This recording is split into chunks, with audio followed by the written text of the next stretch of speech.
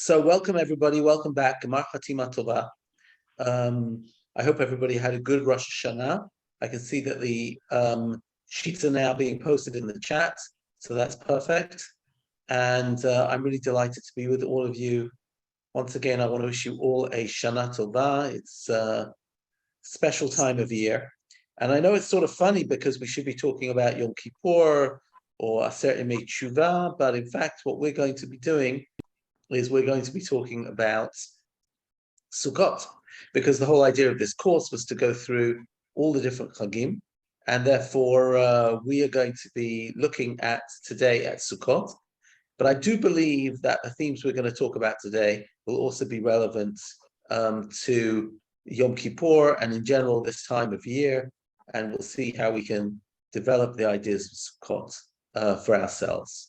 So I'm going to share my screen. Here we go.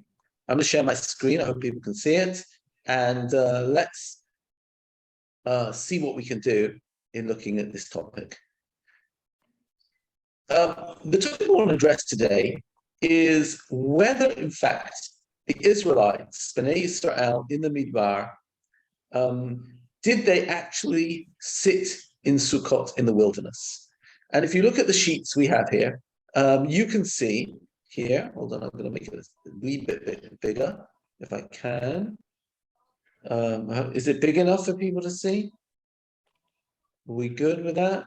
People see the sheets? Okay, good. So what we have here is a very famous passage from the Torah, from Vayikra, where it tells us why we're sitting in Sukkot.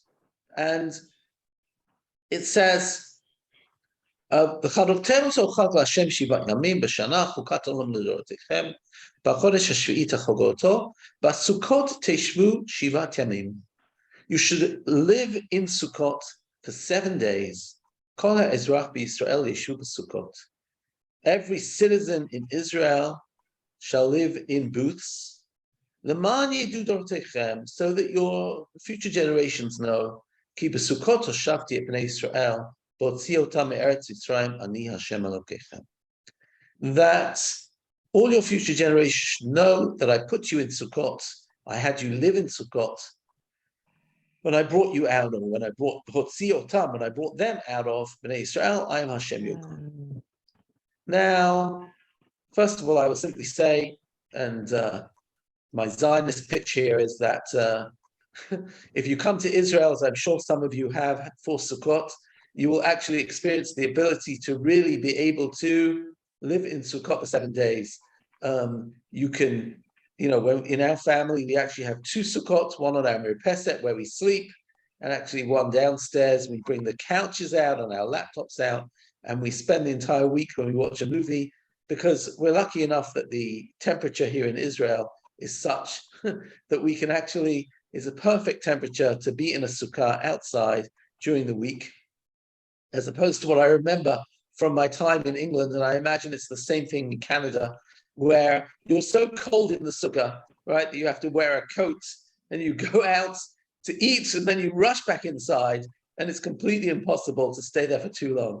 But really, we have the privilege in Israel, at any moment that I'm at home during the week, I'm able to sit in the sukkot. So if you weren't considering any side benefits of aliyah or anything like that, or just visiting for Chag, that's a very, very good one. It's really a pleasure to be able to live in Israel, actually fulfill this by the letter, B'Sukkot teshvu shivat yamim. But I guess what I really want to talk about is what exactly did Hashem, this phrase, B'Sukkot hoshavti et bnei Yisrael. I had Israel sit in Sukkot, right? As it's translated here in our text, right? I made the Israelites live in booths. Really? Did he? Right? B'Sukkot hoshavti et bnei Yisrael has it translated. I made the Israelites live in booths. Now here, if you look in source number 2, you will see a very famous discussion, a debate between Rabbi Eliezer and Rabbi Akiva. Because what exactly does it mean that God put us into booths? So Rabbi Eliezer says that there weren't physical booths. They were the clouds, Amani HaKavod. clouds of glory. Rabbi Acacia says, no, real booths. And this is a discussion in the Talmud in Sukkah. And I've always been puzzled by this, and I'll tell you why I'm puzzled with it on two different levels. Number one, what exactly is this cloud of glory business? If you look at the Mechilta talks about the clouds of glory. And I have to say, it's in source number 3. We're going to deal with the Ibn Ezra here. And he says, what are the clouds of glory? By the way, it's also mentioned on this week's Parshat Shavua, since you have a Parshat Shavua shir, by the Zohar. The Zohar this week on Parshat Vayelech talks about the clouds of glory. And it says that just like there are seven clouds, 7 levels of heavens. The Torah talks about Shamayim or Shmei Shamayim, and the Zohar says there are 7 layers of heaven up in heaven, and likewise there are 7 clouds of glory on earth. I have no clue what that means, but the Mechilta here, which is a very early source, Mechilta is a Midrash Tanaim.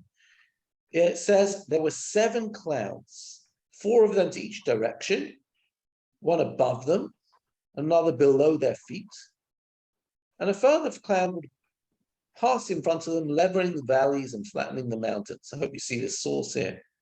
I've just highlighted it on the sheet. In other words, God surrounded us with clouds. Now, I do have to say that according to the Torah itself, the pshat of the Torah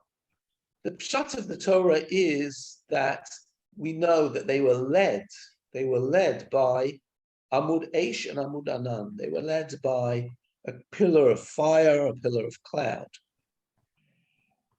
So there was one pillar of cloud, one pillar of cloud. And in one other place, by the Yam Suf, by the Red Sea, it says that the cloud went from in front of them and went behind them to protect them.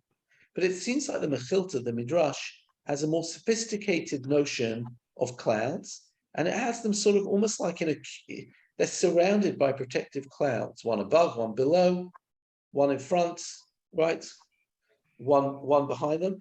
And it says that one on top, one below, they're almost like in a cube. And there's one even which flattens the valleys and the mountains. Now, I'm not quite sure where we get that tradition from. Once only we know, according to Pshat, that a cloud separated them and the Egyptians, and that was at Yam Suf. So let's take a look at how the Ibn Ezra looks at this. I'm sorry, I forgot to put a translation here, but I'll read it with you, and I hope it will be relevant. Ibn Ezra says, some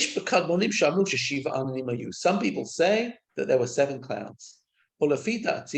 According to my opinion, there were only 2. And maybe even only 1.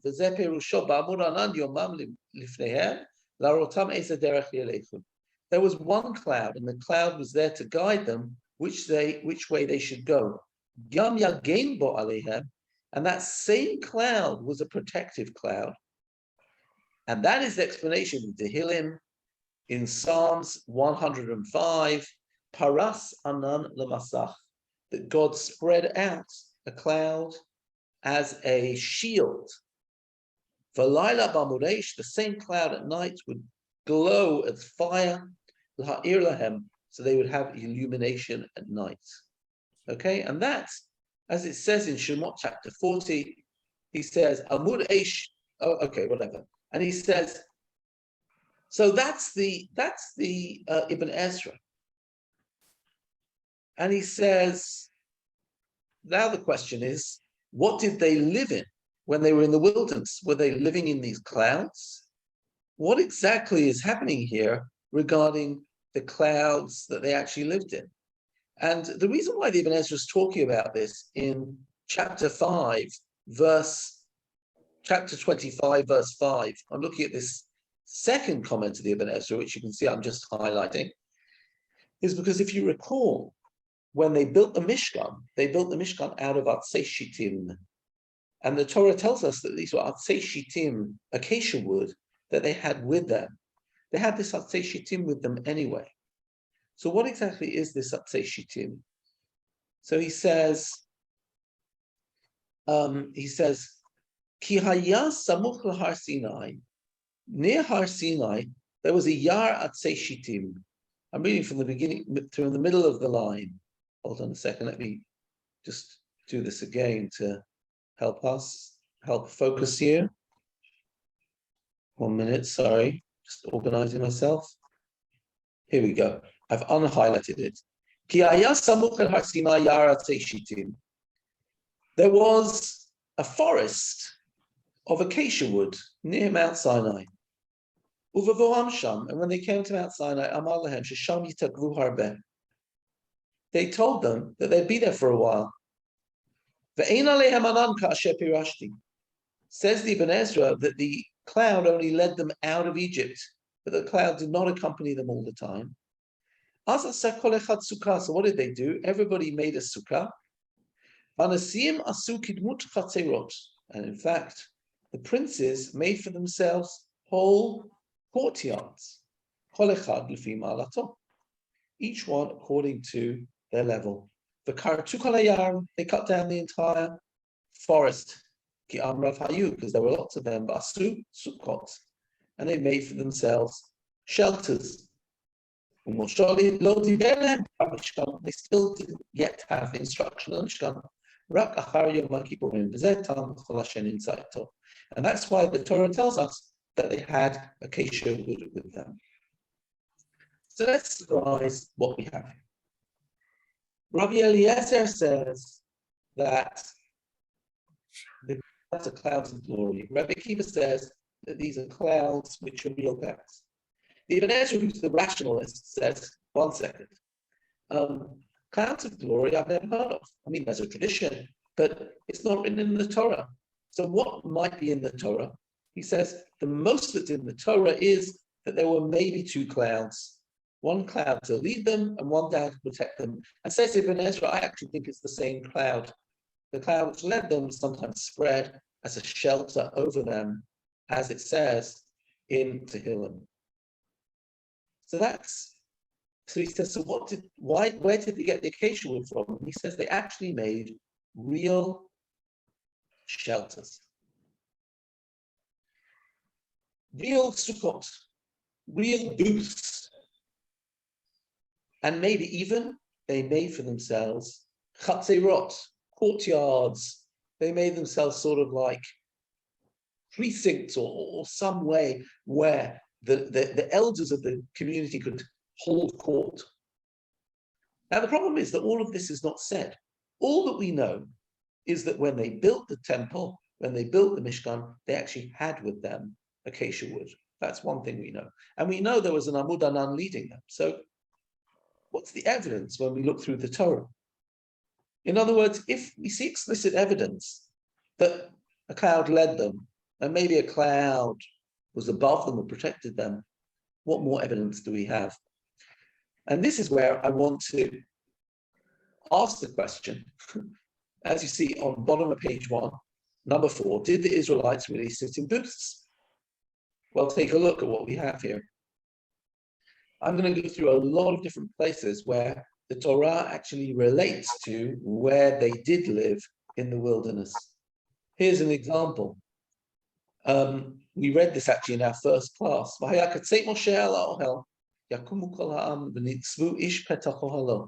Moshe went out to his tent, each person would stand at the doorway of his tent. And they watched Moshe till he came to the tent of meeting. What are people living in? They're living in tents. Devarim chapter 5, describing the situation at Mount Sinai. When Mount Sinai was over, he told the people, Shuvu lachem le'ocholechem. Each person return to what? Return to your tent. I don't see any sukkot here. Here, this is describing the story of the Meraglim. And what does it say? Vateragnu b'ohalechem. Sorry, Devarim chapter 1. V'lo havitem lalot, v'tamru epi Hashem. You didn't want to go into the land. You contravened the word of God. Vateragnu b'ohalechem. And you rebelled in your tents. What are the people living in? They're living in tents. Or the famous verse we all know from Bilam, Ma tovu ohalecha Yaakov, mishkanotecha Yisrael. How comely are your tents, Jacob, your dwelling places, Israel. Sorry to say that if I had to decide what Israel lived in the wilderness, they didn't live in Sukkot and they didn't live in clouds. The Ibn Ezra's already debunked the clouds. The Ibn Ezra had a speculation that maybe they cut down a forest, but we've never seen the forest or heard of it. We know they had some wood with them, which helped build the temple. Not quite sure where that came from. But it seems to be very, very clear that on the one hand, the Israelites had a cloud, maybe two clouds. If the Midrash says, that Ibn Ezra, by the way, let me say two words about Ibn Ezra. The Ibn Ezra, when it comes to things in the Torah, he has a lovely way of looking at them. Whenever there's a Midrash that he doesn't think has enough textual basis, he says, hey, let me, one second. He says, one second, I'm just looking. He says this phrase, "Ve'im svarahi yesh levakesh derech acheret." In other words, if it's a midrash, the Moshe Sinai, if this is a received tradition, then I accept it. In other words, there could be traditions which come down. Abraham smashed the idols. They're not written in the Torah. If it's the truth, so be it. But if the rabbis deduced this from the verses, I can deduce something else. It's a very modest view that the Ibn Ezra has, where he, by the way, the Ibn Ezra had to deal with a lot of Karaites, and the Karaites always denied the received tradition. And the Ibn Ezra is between a bit of a rock and a hard place, because on the one hand, he wants to uphold Torah Shebaal Peh, and when it comes to halachic things, he always goes with Chazal. He always goes with the received tradition. But when it comes to narrative, he looks at the text and says, I don't see that there, right? So he's always hedging a little bit. So he always says, Im Kabbalah nekabel. If it's a received tradition that there were seven clouds of glory, okay, I give up. But if this is something which is a svara, if the rabbis deduced it from the Psukim, sorry, I don't accept that. So the Ibn Ezra says, I don't see seven clouds of glory in the Torah. I also don't. But then he comes along with this theory. Where did the wood come from for the Mishkan? And he says, well, maybe there was a forest, maybe they cut it down. That's also not in the verses. And I'll tell you what is in the verses, what I put here and what you see on your screen, that we see this idea that they lived in tents. Matovu alecha Yaakov, mishkanotecha Yisrael, shuvu lachem lo'alehem, v'terabnu ba'aleichem, matovu alecha Yaakov. If you remember, in the story of Korach, it says that Korach and his wives came out of their tents. They were living in tents. So I come back to the question with which I started. When it says, Ki basukot hoshafti et bnei Israel, go to the top of the screen. Ki basukot hoshafti et bnei Israel. Was it clouds of glory? Or was it Sukkot mamash? Or was it real booths? And I would argue, I'm not sure it's one. I'm not sure it's the other. I can't identify clouds of glory. That's a midrash. And it doesn't sound like they sat in booths. So where does that lead us? Good question. So I decided when I was investigating this to open what we call a concordance. You all know what a concordance is, I assume. If you don't, you're looking at one. This is called the Even Shoshan Concordance. And I looked up the word sakach, as you can see here. Sakach, sukkot, right? The verb which means to shield or to shelter. And here you see something very interesting, okay? If I look through the various examples of this, you will see, and it's the word sukkot, you will see fascinating examples. For example, Shemot chapter 33, verse 2, it says, I will shield you, God says to Moses, I will shield you with my hand until I pass. And you will see my back and you won't see my front. What's this talking about? Being shielded by God's hand. How about this one from Tehillim, Kuf Mem Aleph? Sakota l'roshi b'yom neshek. On a day of war, you protected my head. Interesting. Here's a fascinating one, right? From Shemot chapter 40. V'sakota al aronet parochet. You shall lay on top of the aron the parochet, the roof of the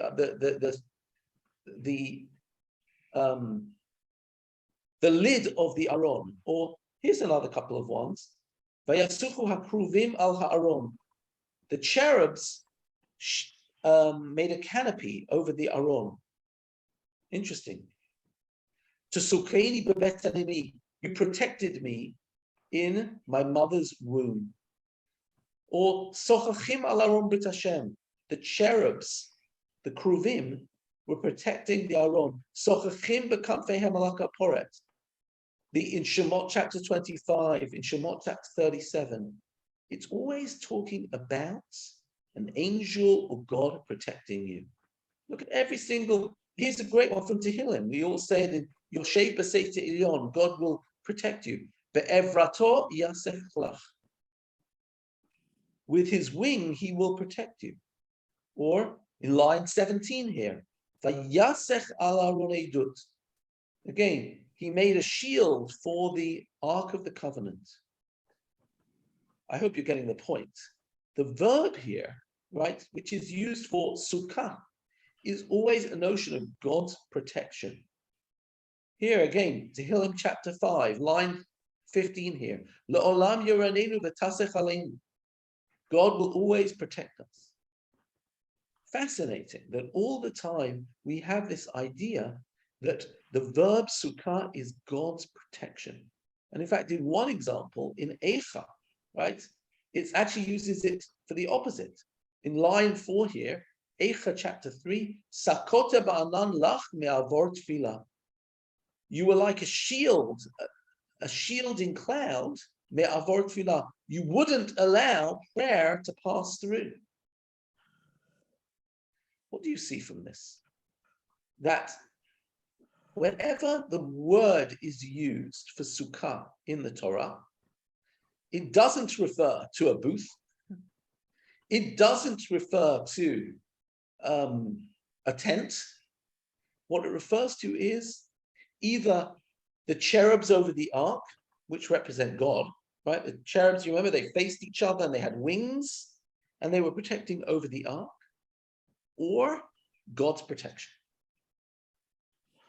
And now I suddenly had a new idea. 1 second. Rabbi Akiva and Rabbi Eliezer were arguing, were they in real booths or were they in clouds? And I actually think it wasn't this and it wasn't that. That when we say besukot hoshavti, the verb sakach means that God creates a canopy over us. I don't think it was actually what we were living in. I think it's a metaphor.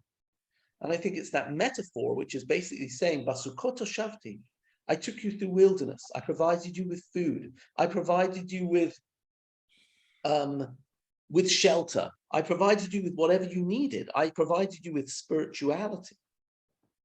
And Shelley, I'm going to take your question in a second, but before I just want to say one further thing, which is that it's fascinating that in many places, the Talmud in Sukkah seems to indicate that there is a very interesting parallel between Sukkah and the temple.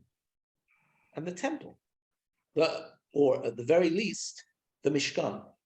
In fact, the temple itself was dedicated on Sukkot. Shlomo HaMelech dedicated the temple on Sukkot. How do we know that a sukkah can't be less than 10 tefachim? Because the Ark of the Covenant was 10 tefachim high. In other words, the schach is what? Is the wings of the angel on top of the Ark.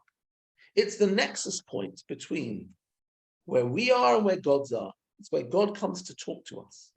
And so many other aspects of the laws of the Mishkan.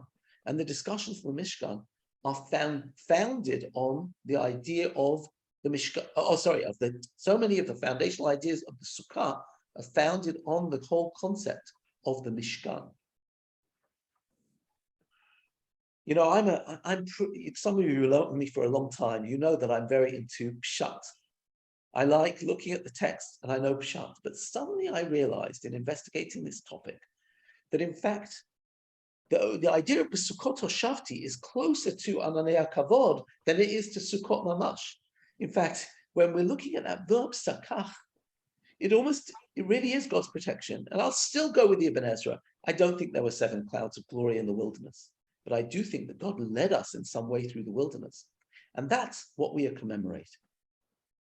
Okay, Shelley, you have a question. I see you've got your hand. Yes, I'm wondering, in Bereshit, it says that when Yaakov comes back into the land, he builds Sukkot. What do those Sukkot have to do with these Sukkot? I don't know. I don't know. Right? He made Sukkot for his animals. So by the way, that's very interesting that animals usually live in Sukkot. I'll say something even more, that the final place that the Israelites, they leave Egypt, they leave Ramses, and then the very next stop before they embark to the wilderness is a place called Sukkot.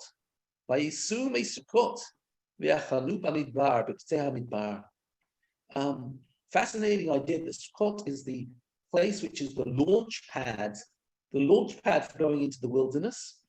And Sukkot seems to be Yaakov's first, stopping point in the land of Israel. What does that mean? That these are almost like the bookends, right? It's the first place you get to in Israel, it's the last place you leave Egypt. 2 places called Sukkot. I find it very curious, and I can just sort of say that. There's not much more I can say about it. I'm not quite sure what to add.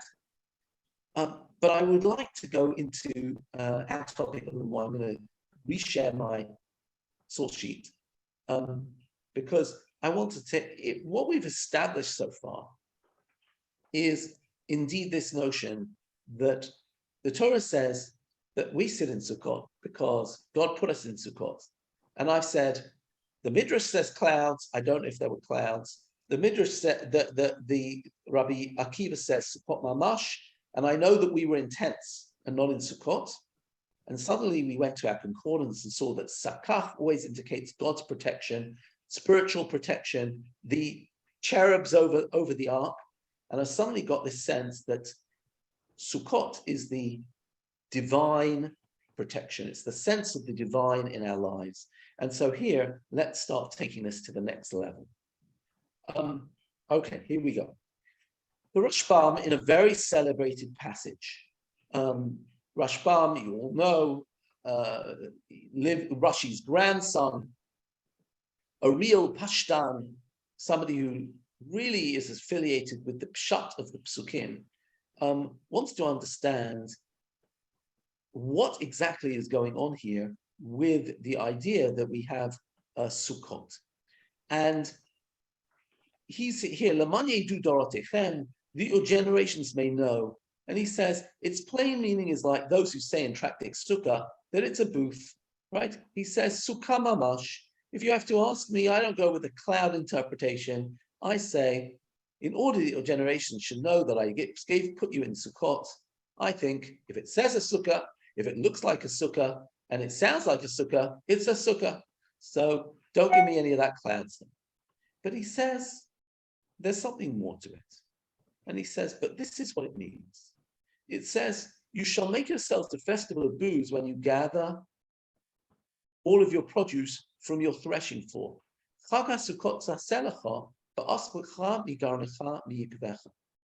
Or, and what does he say? So let's look at, I'll read it in the English, it's easier that way. He says, when you gather the corn, as corn has a certain connotation, he means here a grain, not corn. Corn, I know, is a new world food. So what they mean is the grain. When you gather the grain of your field and your houses are filled with every good, grain, wine, and oil. You should remember that I had the children of Israel dwell in booths in the wilderness for 40 years, without settlement and without inheritance. And from this you will offer thanksgiving to him, and you will give who gave you an inheritance, and your house is filled with every good. And you will not say in your hearts, my power and the might of my hands have gotten me this good. And therefore we get out of our houses that are filled with every good at the time of the harvest gathering. And we dwell in Sukkot as a reminder that they did not have an inheritance in the wilderness, nor houses to dwell in. And for this reason, God established the festival of Sukkot at the time of the gathering from the threshing floor and winepress, so that their hearts not swell on account of their houses, which are filled with every good, lest they say, our hands have gotten us this wealth. Long passage of the Rashba.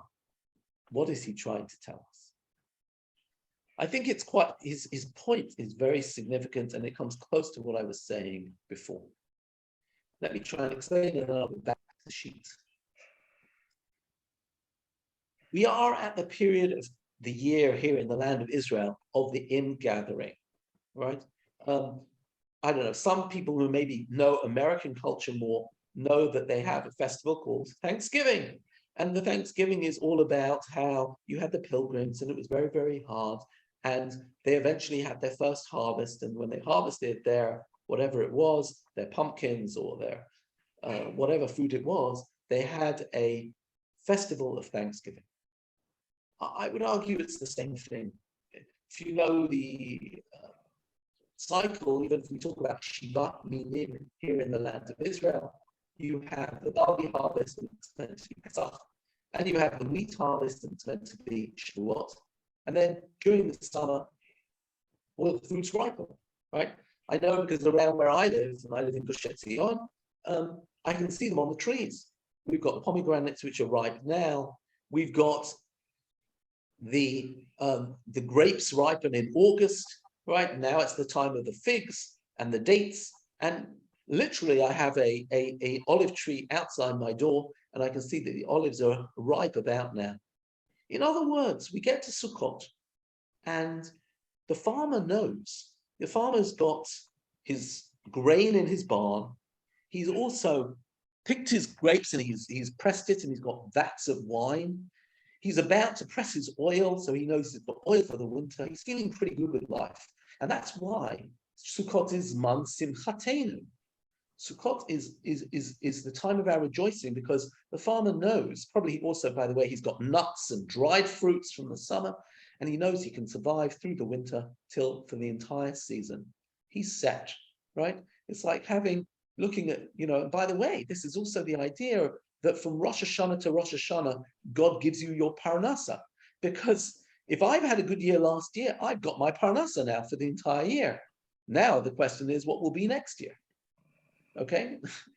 In other words, in ancient agriculture, that's what you have. But here's where the Sukkah comes in, right? I'm sitting in my house and my barn's full, and I'm feeling pretty chuffed. I'm pretty happy with myself. I don't feel a sense of insecurity at all. What does God say? Leave your home. Leave your home for a little bit. You know what I want you to do? I want you to remember the Midbar when you weren't in a home. I want you to remember when you didn't have houses. And the Rashban keeps on referring back to a particular chapter in Devarim. It's a chapter that doesn't mention the Sukkah, but it mentions the wilderness experience. So it's on your sheets. Let's take a look at it. Here, what am I referring to? Devarim chapter 8. He mentions it, the Rashban mentions it in several different places. Okay, so let's take a look at the text here. And I called it's in source 8, the lessons of the wilderness. Okay, let me remind you, he says, I didn't put this in the English, so let me at least say this verse in Hebrew. All the mitzvot you should keep, so you will live and you will prosper. This is the key to you having the land which God promised you. And now I'll go back to the English. Remember the way the Lord has led you these 40 years in the wilderness, that he might afflict you to know what was in your heart, whether you'd keep his commandments. By the way, he says the wilderness was hard. He afflicted you. You suffered hunger. He fed you the manna, which you did not know, neither did your fathers know. that he might teach you that man does not live by bread alone. Okay? Your clothes didn't wear out, nor did your feet swell these 40 years. And what's God saying? Let's start from verse 7. He says, "For the Lord your God is bringing you to a good land, a land of water, fountains, depths, springing forth in the valley and the hills, a land of wheat and barley and vines and figs and pomegranates, right? Eretz chitas, orah, gefen v'tema rimon, a land where you will eat bread without scarceness, you won't lack anything. And what will you do? V'achalta b'sabata aveirachta Hashem Elokecha ala haaretz hatova asher natan lach." When you eat, you will thank God. What's he telling us? He's comparing the wilderness where you didn't have bread and you had to have man, and where your clothes didn't wear out, where it was really hard and hot and dry and all that stuff. And he says, I'm bringing you into a land. But now look at verse 11. Beware lest you forget the Lord your God, right? Because verse 12, you have eaten and you're satisfied. You've built good houses and you dwell therein. And your herds and flocks will multiply, and your silver and gold is multiplied, and your heart will be lifted up. And you forget the Lord who brought you out of Egypt, out of the house of bondage, who led you through that great and dreadful wilderness where there were serpents, scorpions, thirsty ground. And what will you say? I'm skipping to verse 17. My power and the might of my hand has gotten me this wealth. In the Hebrew, I'm skipping up. Kochiv amartu b'uvalcha, kochiv otzim yadi etachai lazeh. V'zacharta et Hashem Elokecha, ki hu noten lecha koach la'asot chayil. Remember that God is giving you the power to do all of this. In other words, what is the danger of harvest time? Let's put all this together. I'm feeling so full of myself. I'm the farmer. I've grown all these things. And what I'm going to do is, God wants us to live in a natural land. He wants us to live in a natural land. But at the same time, the danger of living in a natural land is we'll build ourselves brick houses, stone houses. We'll feel that we are the master of the land. And we'll forget about God. What does God do? He says, take 7 days every year and go out to the wilderness. Go out to sit in the booth. And figuratively, you'll leave the confines of your house. And you'll pretend, in some way figuratively, that you're living under God's protection. You know, I grew up in England. I never slept in the Sukkah. When I came to Israel, I never liked sleeping in the Sukkah very much, especially as I used to get terribly attacked by mosquitoes. But there was one year, I remember, it was the year of the Intifada. It was the year 2000 or 2001. And I decided this year I really have to sleep in the Sukkah. Why? Because I really felt that we were in need of God's protection.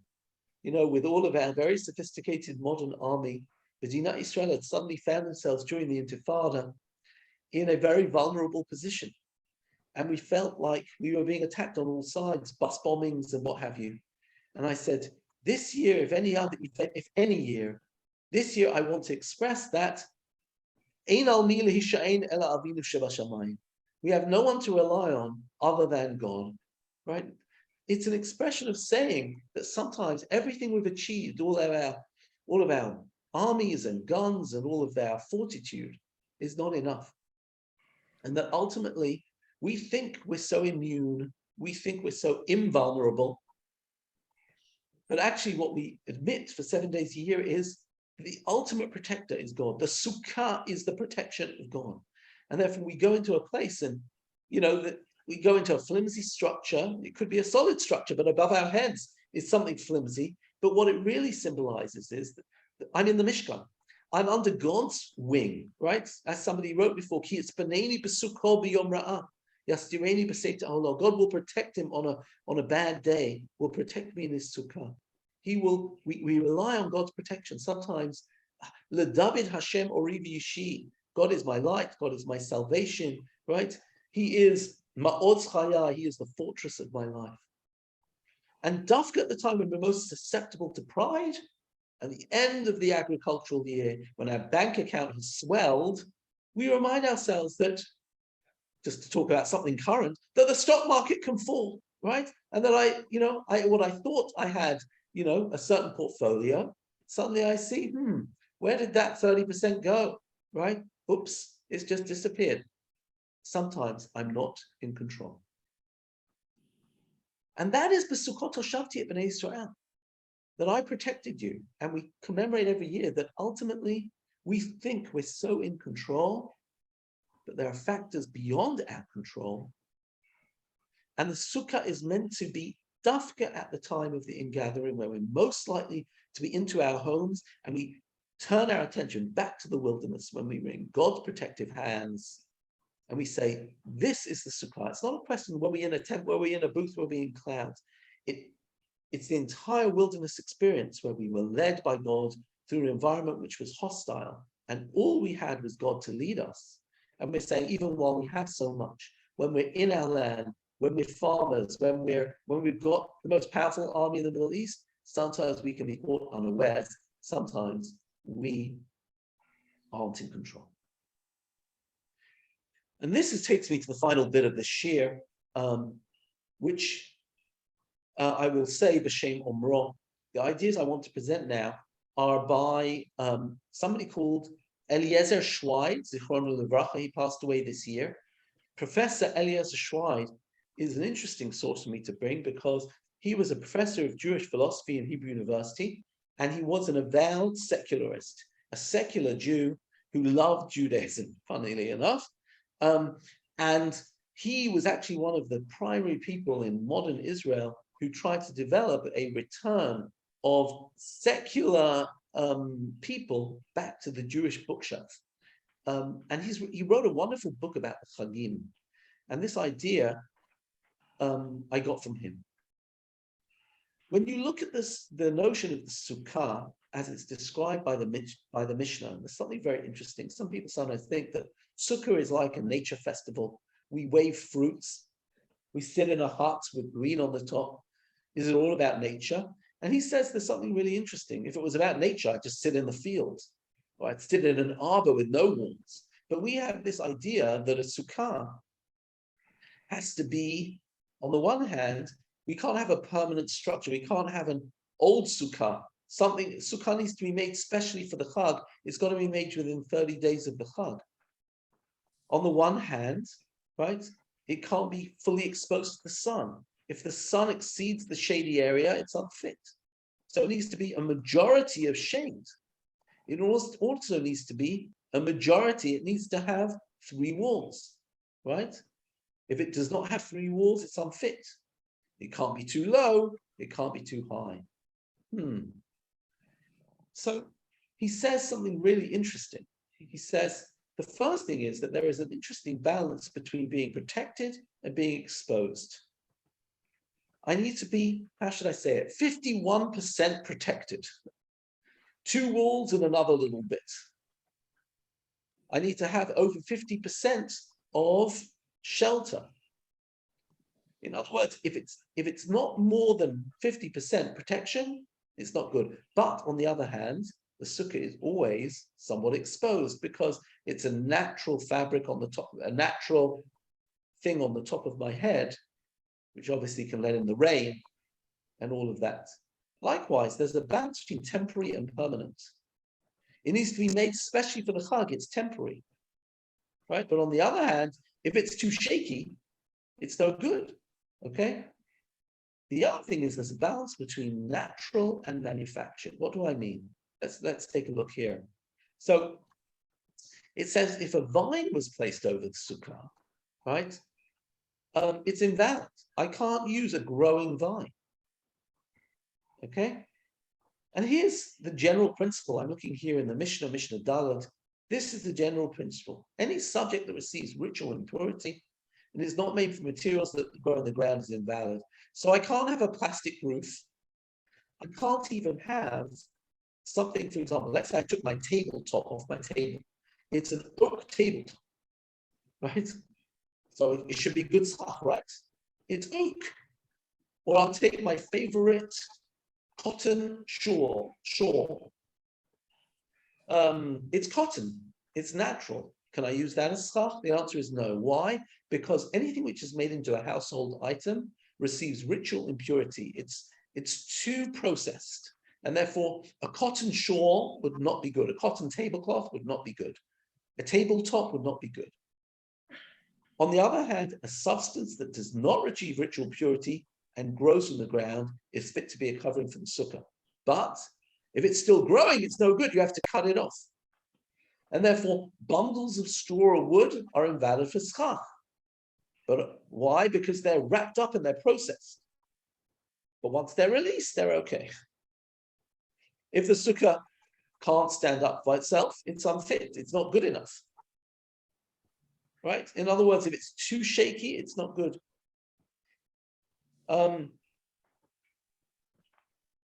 Okay, so, and we've got this point of the Mishnah about for 7 days, you make your sukkah keva, fixed, and you make your house impermanent. You make your house arai. You make your house impermanent. So your sukkah becomes your permanent dwelling. Your impermanent dwelling becomes your permanent dwelling, and your home becomes your temporary dwelling. I hope you follow, and I hope this isn't too complicated, or I'm not going too fast. If the rain begins to fall, when you evacuate the sukkah lets the rain in. What am I trying to say? I'll go back to the top of the sheet, and I'll go back to the 3 permutations. The sukkah is finding a balance between 3 parameters. If it's too natural, if it's still attached to the ground, it's no good. If it's too manufactured, it's no good, right? If it's woven, it's no good. If it's too protected, if it's too thick, then, or permanent dwelling, it's no good. If it's too exposed, it doesn't cover you for 50%. It's also no good. If it's too temporary, it's shaky, it's no good. If it's too permanent, it's no good. So what's the sukkah doing? The sukkah is thrusting us into a liminal space. It can't just be completely open. It can't be fully exposed. It's a place we have to make. We have to create a space on the one hand.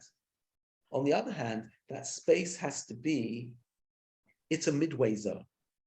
It's a twilight zone. It's a midway zone between our efforts and some degree of exposure. Total exposure, that's not there, because we've got to create a space. But absolute protection is no good because we're not vulnerable. In other words, all the halachot have thrown us into this very interesting liminal space, this space which is on the one hand, a little bit of our effort. We've created a sukkah. We have to create the walls, right? It's finding a balance, but it's an interesting balance because I believe it's sort of, I've said in the past that halacha does an amazing job with virtual reality. On Pesach, it has us change our entire diet and our entire kitchen, right? It plays around with our food and our home environment. And we sometimes, some people's kitchens turn into a spaceship. But apart from that, it's changing our most fundamental thing is what we eat, right? And then we change that whole environment. And it thrusts us into this new virtual reality of literally our bread changing and our food changing. And it's quite, it plays with us and it changes that. We do it for a week. A week is quite a big chunk of time. So sukkah, it's doing the same thing with our home. and it works best when you really do sleep in the sukkah and relax in the sukkah, because, but at the very least, once again, it's the place we eat, right? It's true what our grandmothers told us, that it's all through the food. But what it's doing to us, sukkah, is thrusting us into this impermanent space. It's a space which we've created. It's not a non-space, but it's a space which is halfway between exposed and protected, between something which is not, it's not a nature festival. We can't just be out in the field. We have to make a space, but that space is somewhat, it can't be fully manufactured, it can't be fully processed. Okay, it's not natural, it's not fully, and it's sort of like on the one hand, halfway house between temporary and permanent, where permanent becomes temporary and temporary becomes permanent. What it's doing is really putting us into God's protection. That's exactly what it's trying to do. It's trying to make us dial down our technology, to dial down our brick walls, to dial down our ability to craft our environment, and is dialing up the degree to which we're under God's protection. In other words, it wants to thrust us back into the wilderness in some sense. I'll finish with this. A couple of years ago, I went on a tiyul with an amazing young scholar called Nathaniel Ellenson. And he's great. He's written a book called Kitzur Toldotei Yisraeliyut, a short history of Israeliness. And he leads a field school in the Arava. And he's very into trying to think about how Israel can sort of be, on the one hand, a sort of modern secular state, but really incorporate a lot of Judaism. And I went, he has a WhatsApp group and he says, hey, come join me on a tiyul over here or over there. So one day he says, come on, I'm going to do a tiyul. Let's do a nighttime tiyul by the light of the moon. And we all joined him at a park somewhere in Dimona. And we hiked Nachal Dimona from 8 in the evening till 2 in the morning. And he stopped at a few different, it was quite something, just 100 people who had never met before. He said, everybody bring a bit of wood. We're going to make a menorah at some point. And everybody suddenly at some point he says, anybody got any wood? And we all pull out of our bags some wood. It was quite an interesting thing. And he said he wanted to talk about the Midbar. So we stopped somewhere there and he says, it's really interesting. The state of the Declaration of Independence says, in the land of Israel, the Jewish people were formed. But he says that's not true. We weren't formed in the land of Israel. We were formed in the wilderness. And the Torah was given in the wilderness. And he said that because the wilderness is the place where we can really feel God. Moses meets God in the wilderness. And he said, what's the problem? The problem is that we go and build homes, right? The guy I'm talking about is somebody called Nathaniel Ellenson. People have read books by Rav Eliakim Ellenson, right? Getzel Ellenson. Maybe some of you know his name. He was a rabbi first in England and then in Petach Tikva. This is his grandson. Anyway, he took it, and so he said, and when we get too decadent, right, what does God do? If you've read Hosea, which is pretty scary reading, or if you remember, Jeremiah says, Mi yetein li b'midbar melon orchim. Who will let me go back to the wilderness? Jerusalem becomes decadent. I want to go back to the wilderness. The wilderness becomes the refuge where we can once again go and find God again. It's where Elijah finds God. It's where Jeremiah wants to flee to. It's where God says, you know what? I need to teach them a lesson. I'm going to take them to the wilderness. I'm going to strip them of their clothes and I'm going to remind them that I am their protector. And he even said something which really appealed to me. We're just at the end of a Shemitah year. He said, you know what Shemitah is? Shemitah is like every 7 years we go back to the wilderness because we can't rely on our agriculture. So even though while we're in our farms and fields, Shemitah is a wilderness reset every 7 years. And then of course, right, Sukkot is a wilderness reset. It's a wilderness reset. So I'm going to finish with this. Let's summarize. God says, he gave us Sukkot in the wilderness. And I said, wait, the Midrash says, Ananei Kavod. I don't see that in the text. Rabbi Akiva says, he put us in booths. I don't see that in the text. We were in tents. We weren't in Sukkot in the wilderness. And then I decided to go and search the Tanakh for Sukkah. And in every place where the verb sakach is used, it's talking about somehow God's protection. Or it's talking about the Mishkan. And suddenly I realized when God says he put us in Sukkot, what he really means is he was leading us. He was leading our lives. And how does this lead us back to Sukkot? Is it just a history lesson? And I want to argue it's actually not that. It's an existential lesson. It's a lesson that we all live. And increasingly in a technological world, we all think that we're in control. Well, a little virus a couple of years ago taught us that we weren't in control.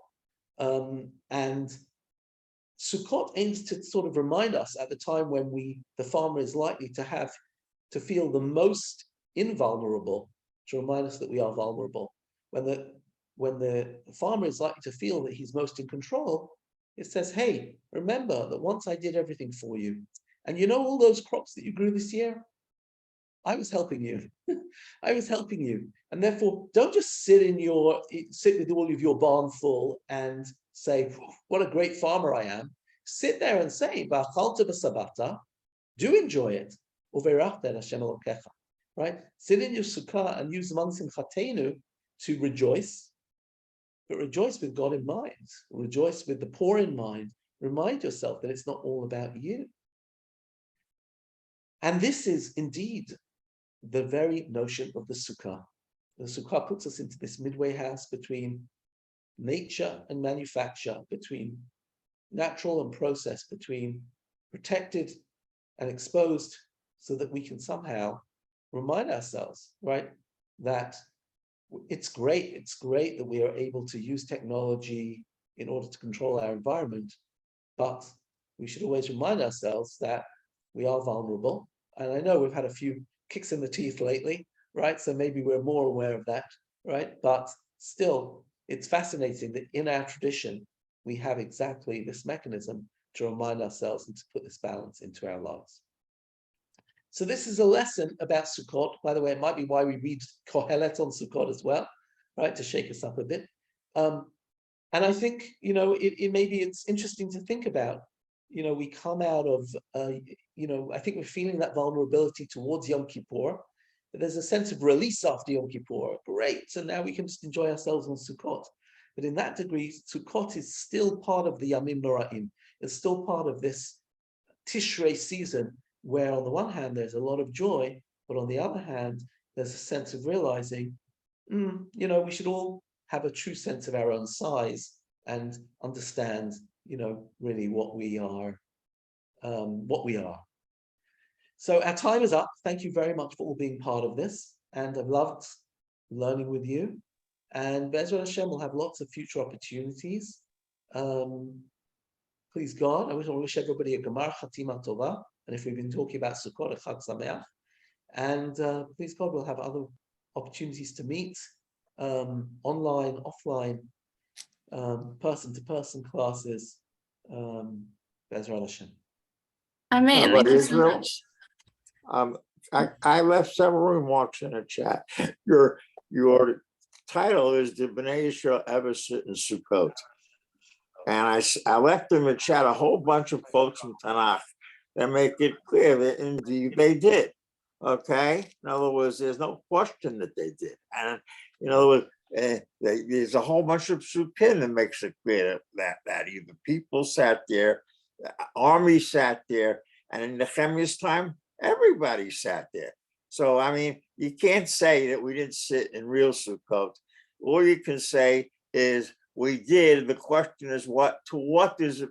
If you put the two words, Yashav and Sukkah, together in the same verse, they always mean to dwell in a Sukkah. They never once mean anything else. So the only issue is, does Hoshafti mean the same thing? Also, Sukkah can be used as a synonym for Ohel, and it can be used as a synonym for Ma'on. So it's not that far-fetched to think that Sukkah in Sefer Vayikra is just another way of saying Ohel, but a more poetic way of saying it. Okay, I don't argue with you, but I would say that if it's an Ohel, then an Ohel is not exactly our Sukkah. And what we do as Sukkot is slightly, our halacha is slightly different, right, than there's no classic question way that we make a Sukkah. A Sukkah, an Ohel is a permanent habitation of a person who's a nomad. A Sukkah is a temporary habitation of a person who has a permanent habitation elsewhere.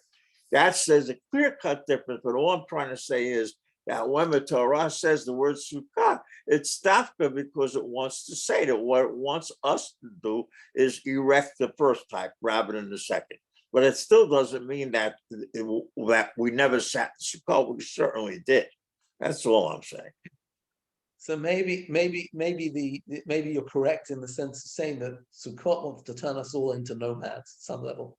right? Yes, absolutely. That's exactly what I'm saying. You know, Right. you There was you that nailed great movie a while ago, an Oscar-winning movie called Nomadland, right? I don't know if That's a anybody saw great it, movie. Nomadland. It was a bit sad, but on the other hand, it was people who, found, settled life very, very difficult. Yeah, And I that's a think there very is a little bit of Sukkot, which likes to be a sort of pushback against suburban living, against settled living, and make us into nomad land for 1 week a year. absolutely. Anyway, thank you very much. Thank you. I'm sorry I've got to run, but I've got to run to another shear at 8:30. So thank you.